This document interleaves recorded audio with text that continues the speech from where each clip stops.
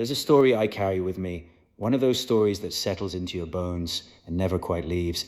I don't tell it often, but when I do, I tell it carefully because it belongs to a woman who deserves to be spoken of with care. Her name was Rosie, and when I first met her, she was the kind of person who made herself small, not because she was small, God, she was anything but because somewhere along the way, life had convinced her that taking up space was a kind of sin, that her voice was too much, that her needs were inconvenient, that she should be grateful for whatever room she was given, even if that room had no windows and no air. She had spent 12 years in a life that slowly, quietly drained her, not dramatically. That's the thing nobody warns you about. The worst kind of erosion doesn't happen all at once. It happens in small moments. A dismissive word here, a rolled eye there, a dream quietly laughed at over dinner until she stopped mentioning her dreams altogether, until she forgot she had them. By the time she was 38, she looked in the mirror one morning and didn't recognize herself.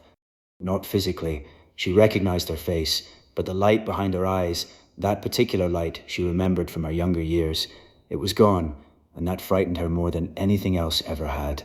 She told me, I had been so busy surviving the life I was living that I forgot to ask whether it was the life I actually wanted.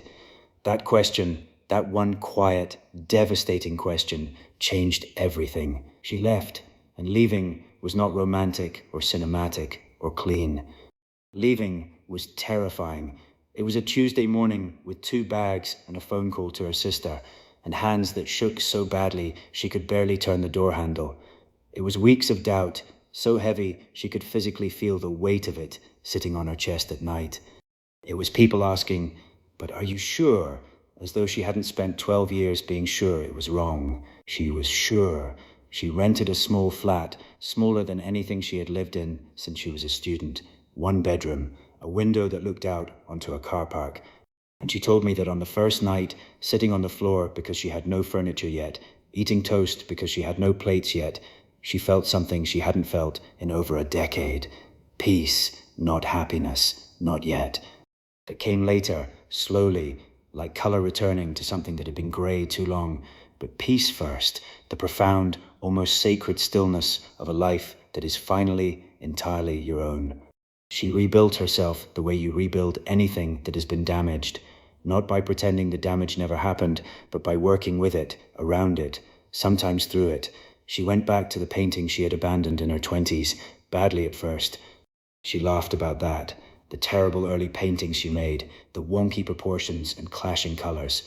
But she kept going, because the point was never perfection. The point was reclamation. She found her voice again, slowly, then all at once, the way these things tend to happen. She started saying no to things that diminished her, started saying yes to things that lit her up, even when they frightened her, started taking up space without apologizing for it. She told me something once, standing in her studio, a proper studio now, with good light and paint on every surface and that particular smell of turpentine and possibility. Nobody was coming to rescue me, and the day I truly understood that was the day I became free, because it meant the power had been mine all along. I had just been waiting for permission to use it. I sat with those words for a long time after she said them. Nobody was coming to rescue me, so I rescued myself. There is a kind of courage that never makes the news. It doesn't wear a cape or carry a sword. It wears ordinary clothes and makes ordinary choices in ordinary moments. And those choices, compounded over days and months and years, become something extraordinary. Rosie is extraordinary, not because life was easy, but because when it wasn't, when it was relentlessly, exhaustingly hard, she chose herself anyway. She chose herself quietly. She chose herself completely. And that, I think, is the bravest thing a person can do. Not the loud bravery, not the celebrated kind. The private, personal, deeply human bravery of looking at your own life and deciding, I deserve more than this, and I am going to go and find it. She found it.